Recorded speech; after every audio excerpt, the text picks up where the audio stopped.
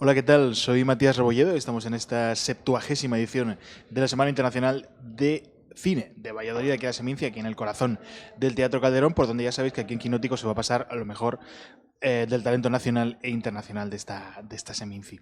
Parte de ese talento internacional, además nos cuadramos, nos ponemos firmes, es don Pietro Marcello, director de Duse, una de las películas que la vimos en Venecia, la volvemos a ver aquí en la Seminci de Valladolid. Bienvenido. Un Grazie. minuto.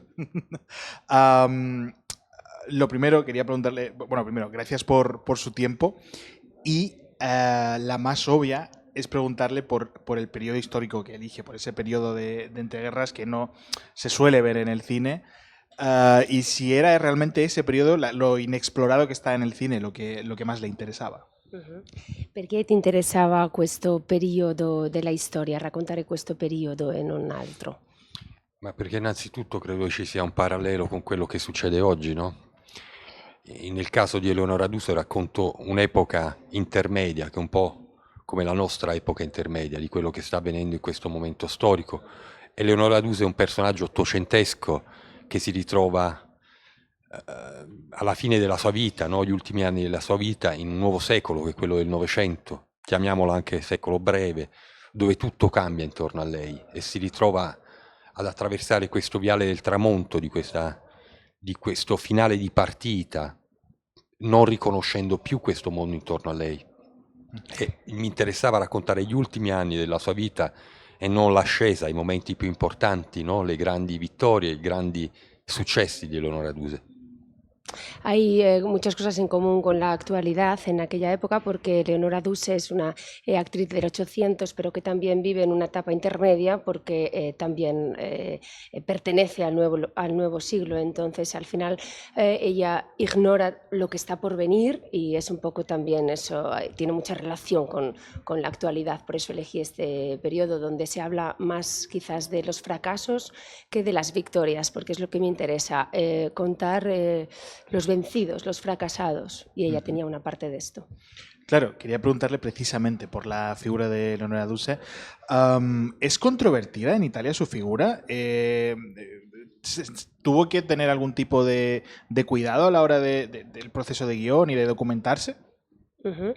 La figura di Eleonora Duse, diciamo, è voluta bene in Italia e quindi hai avuto la cura con questo materiale di come raccontare o non è che si conosce tanto nel Ma tuo paese? diciamo, ci sono molti carteggi di Eleonora Duse, molti libri scritti, ma in fondo non si sa come recitasse veramente Eleonora Duse, perché non c'è una documentazione, c'è un film dove lei appare, c'era una registrazione di Ellison che è andata perduta, ma in fondo io non avevo questo arbitrio di poter dire chi fosse veramente Eleonora Duse. Quello che mi interessava era questo spirito in rivolta di questa donna che riusciva a fare teatro, ad essere anche un capocomico, di produrre spettacoli teatrali in un periodo difficile dove le donne erano relegate a ruoli passivi, dove il mondo era mondo maschio e in fondo doveva essere straordinaria lei per poter aver fatto quello che tante cose, nel senso, aspetta, ripeto, quello che mi interessava era innanzitutto raccontare questa figura donna in un mondo maschio dove le donne erano relegate a ruoli passivi e Eleonora Duse doveva essere un talento fatto di fuoco, impressionante, il suo talento doveva essere innato e in fondo questo rappresenta anche negli ultimi anni della sua vita, quello che sapeva fare, che era il teatro, ed era profondamente talentuosa, una donna di un talento innato perché poi è riuscita a rivoluzionare anche il teatro moderno, dall'Extor Studio, Strasberg, Stanislavski e tutti gli altri. Para mí no ha sido tanto problema pensar en que podía existir una controversia cuando hablaba de este personaje de Leonora Duse, puesto que no había muchísimo material sobre ella, quizás alguna correspondencia, algunas fotografías. Ella aparece en una película que se llama Cenere, Ceniza, pero había poca información. Entonces yo tampoco he querido contar su biografía, sino contar el espíritu de esta mujer, una mujer poseída por el teatro, poseída por este fuego. Tenía un talento que irradiaba fuego, y me he querido centrar sobre esto porque es muy sorprendente que en aquella época lo que más le ha conmovido a él es esta mujer tan fuerte, ya que en esa época las mujeres estaban limitadas a un mundo sobre todo masculino, ¿no? Y tenían ese rol pasivo dentro de esa sociedad, y en cambio ella significa fortaleza, ¿no? Aunque también tiene sus debilidades. Quería preguntarle por la película en términos de diseño de producción, de lo grande que es, de lo bien cuidada, de lo bien curada que se siente la película. Él no es ajeno a ello, Martin Eden ya era una demostración de ello, pero ¿ha sentido que se le ha complicado la película por esa parte? ¿Ha sido difícil el diseño de producción? È stato difficile il lavoro di produzione perché si sente molta delicatezza nel film, quindi pensiamo che magari è stato troppo faticoso lavorare. No, a me quello che interessava era innanzitutto il binomio tra umano e divino, era questo il mio obiettivo, perché le persone, un artista è anche fragile, volevo mostrare anche le fragilità di Leonora Duse riguardo all'aspetto del design produttivo.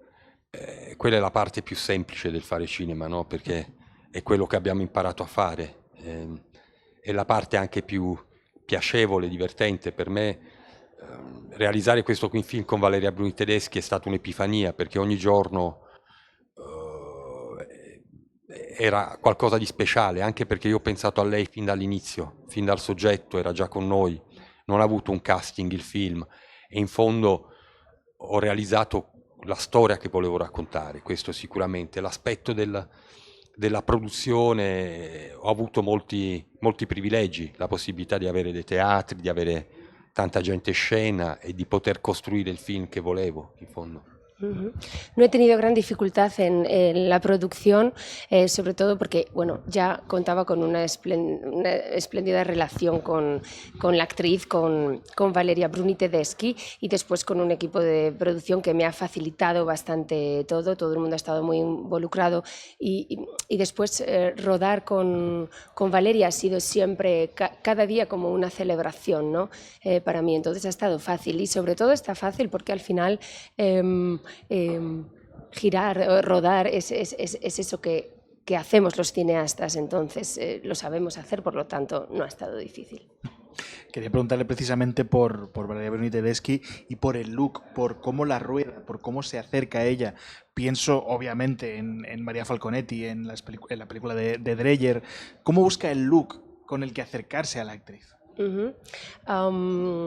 È rimasto colpito perché c'è molta vicinanza fisica quando tu giri con la macchina, eppure questa Valeria Bruni così vicino a te, quindi com'è stato questo lavoro? Ma io ho spesso prodotto film, ho fatto la fotografia, il montaggio nei miei film, e ho avuto il privilegio di poterla filmare sempre, perché ero sempre io dietro la macchina. E questo mi faceva avvicinare sempre di più a lei, anche perché io amo profondamente i miei attori, perché per me ho grande amore per i miei attori, e questo privilegio di essere in macchina dietro e poterli filmare, forse probabilmente ero sempre più vicino a loro, perché volevo sentire un contatto con i miei attori, e questo avveniva con Valeria ogni volta. Como director, lo que me gusta mucho es estar cerca de los actores, porque yo amo a mis actores y a mis actrices. Entonces, el yo mismo grabar me tiene muy cercano al actor, ¿no? Porque podría ser un director que está más alejado y que no graba. En cambio, yo estoy ahí muy cerca, entonces son cosas que no programadas. Era una forma di magnetismo, di stare dietro la macchina e di avvicinarmi a lei, perché era importante che realizzavo un film, perché innanzitutto c'era questa ambiguità tra teatro e cinema, e credo che il cinema sia sempre in conflitto con il teatro, non è un corpo unico. Allora era anche un modo per far vivere il film attraverso la macchina in movimento e di renderlo meno teatro possibile. Erano personaggi del teatro portati al cinema, in fondo. Ujú. Eran personajes, se trataba de personajes del teatro llevados al cine, entonces con esta cercanía de grabarlos tan cerca suponía también no identificarles tanto como teatro, sino como actores de cine. Por ello también se ha utilizado un poco esta técnica, ya que el teatro quizás se ve un poco más de lejos, ¿no? Mientras los actores están en el escenario, entonces por eso esta cercanía. Ujú. Y la última pregunta, claro, nosotros en Quinótico, en nuestro medio, nos preocupamos mucho por la industria. Y claro, hay un comentario que perdona que va a ser un poco largo, en abril, Thierry Fremont, director del Festival de Cannes, dijo que echaba de menos músculo en el cine italiano en general. Y claro, luego en Venecia vemos Duse, vemos la película de Sorrentino, que son espectaculares, son de lo mejor del año. ¿Qué está pasando? ¿Por qué no se entiende bien el cine italiano fuera de Italia? ¿O por qué no está saliendo? ¿O se está haciendo menos cine grande que antes? ¿Cómo ven la industria en Italia? Esa es la pregunta realmente. O sea, es todo el contexto para esa pregunta. Ok. ¿Y quién había dicho esta Thierry cosa que no Fremont, había que es músculo? el director, ¿Quién? Thierry Fremont, que es el Ok. director del Festival de Cannes. Ok, il direttore il Festival di Cannes aveva detto che negli ultimi periodi il cinema italiano non aveva muscolatura, non aveva muscolo, quindi invece lui dice che abbiamo visto film come quello di Sorrentino, troppo molto forte, con molta muscolatura, eppure Duse, e quindi non sa perché non si capisce magari da quel festival che il cinema italiano ha muscolatura. Ma io non credo che sia una questione di cinema italiano, è una questione prettamente universale, forse la responsabilità è proprio dell'industria culturale. E questo lo sappiamo dagli anni 70, lo diceva Vaneghem, lo diceva Debord, lo diceva Christopher Lasch, lo dicevano tutti. È come mantenere una bestia in decomposizione, come quando si dice del teatro. Il teatro è elitario, come anche il cinema è diventato elitario. Probabilmente il problema non sono i film, bensì l'industria culturale che sceglie che cosa raccontare, perché in fondo probabilmente la sola possibilità è di creare una nuova educazione, innanzitutto partendo dai giovani e di dedicarsi ai giovani.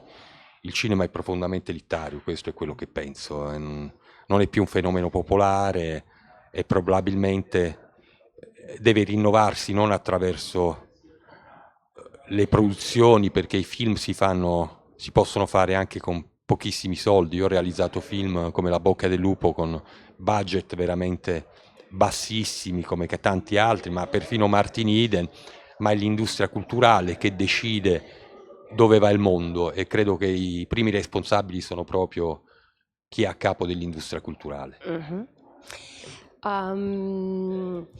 Bien. Vamos a ver, vale. Creo que no es una cosa que solo se refiere al cine italiano, que no tenga musculatura, sino que es algo que se ha escuchado también en general con todo el cine europeo, y creo que el problema está en la industria cultural, ¿no? Porque antes no pasaba, pero ahora tanto el teatro como el cine está dirigido a grandes élites. No todo el mundo, no puede el pueblo asistir como quisiera al cine y al teatro, por lo tanto está un poco reducido a esa parte de la sociedad. Entonces pienso que es muy importante introducir la formación en los jóvenes sobre esto, que son ellos quienes tienen el poder, y en cambio la industria cultural hace que estemos manteniendo como un cadáver, un animal casi disecado, y creo que esto tenía que partir la iniciativa de quien está al mando de la industria cultural. Grazie mille. Gracias. Muchísimas gracias por vuestro tiempo. Y nosotros, ya sabéis, vamos a seguir aquí en Quinótico, en esta Seminci de Valladolid, 70ª edición desde el corazón del Teatro Calderón, todo lo que ocurre estos días, en quinótico.es, la primera con K, la segunda con C.